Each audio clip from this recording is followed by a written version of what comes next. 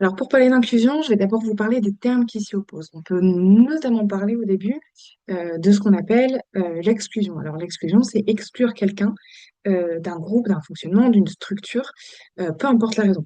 Souvent, on parle souvent de handicap, ça va vous aider à comprendre la chose, mais ça peut être pour n'importe qui. Exclure quelqu'un, c'est ne pas l'intégrer ou l'inclure, selon la définition qu'on verra après, à un groupe de personnes ou à une structure. Vous voyez, par exemple, j'exclus quelqu'un de la crèche, j'exclus quelqu'un de mon groupe, etc.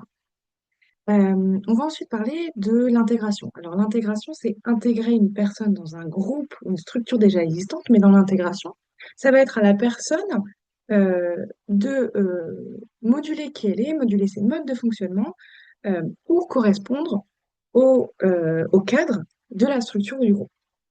Dans la structure, on arrive à 8 heures, et ben, si tu es une personne qui te réveille à 10 heures, tu vas devoir te réveiller à 8 heures pour te mettre dans le moule de la structure du groupe. Alors, c'est un exemple très basique, hein, mais c'est pour que vous compreniez.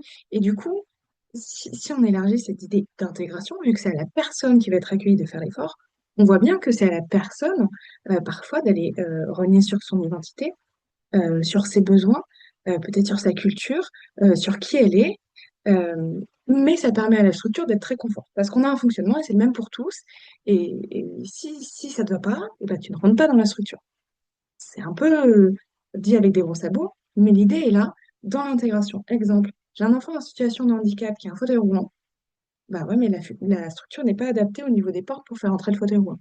On va pas faire des travaux, tu pourras pas être accueilli. Vous voyez? Exemple tout bête. On en vient du coup à l'inclusion. L'inclusion, c'est le fait d'accueillir une personne dans un groupe, euh, mais en mettant en œuvre des actions pour que la structure fasse évoluer son cadre pour inclure tout à chacun en respectant ses besoins, son identité, sa culture, etc. Euh, vous pouvez aussi rechercher des définitions un peu plus structurées sur Internet. Alors là, c'est vraiment juste pour vous faire comprendre le principe. Euh, et du coup, on voit bien que dans ces cas-là, si on veut inclure tout le monde dans les structures d'accueil, hein, parce que nous, c'est ce qui nous intéresse quand on parle d'inclusion, bah, ça nécessite des moyens humains, des moyens matériels, des moyens financiers, une volonté d'adaptation des équipes, des professionnels, mais aussi des politiques de l'État, hein. Euh, donc on voit bien que, que c'est plus complexe à mettre en œuvre. Ça fait une société plus équitable, certainement, parce que du coup, on peut accueillir n'importe qui dans ce qu'on appelle le milieu ordinaire, si on parle de handicap, mais ça demande énormément de moyens.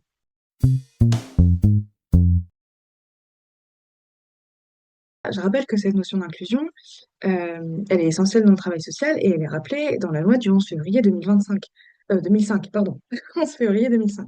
On voit bien du coup que ne pas pratiquer l'inclusion, c'est pas dans la loi. On est censé faire de l'inclusion, sauf que pour faire de l'inclusion, vu qu'il faut tous ces moyens-là, aujourd'hui c'est parfois compliqué et du coup tous les enfants ne peuvent pas être accueillis dans le milieu ordinaire. Ça c'est pour l'inclusion des enfants ou des familles en situation de handicap. Je mets quand même un astérisque là-dessus, c'est pas pour ça qu'il faut pas faire d'inclusion. On en fait autant que possible, on remet en question ses pratiques autant que possible, on essaie de s'adapter autant que possible et l'inclusion n'est pas valable que pour les personnes en situation de handicap.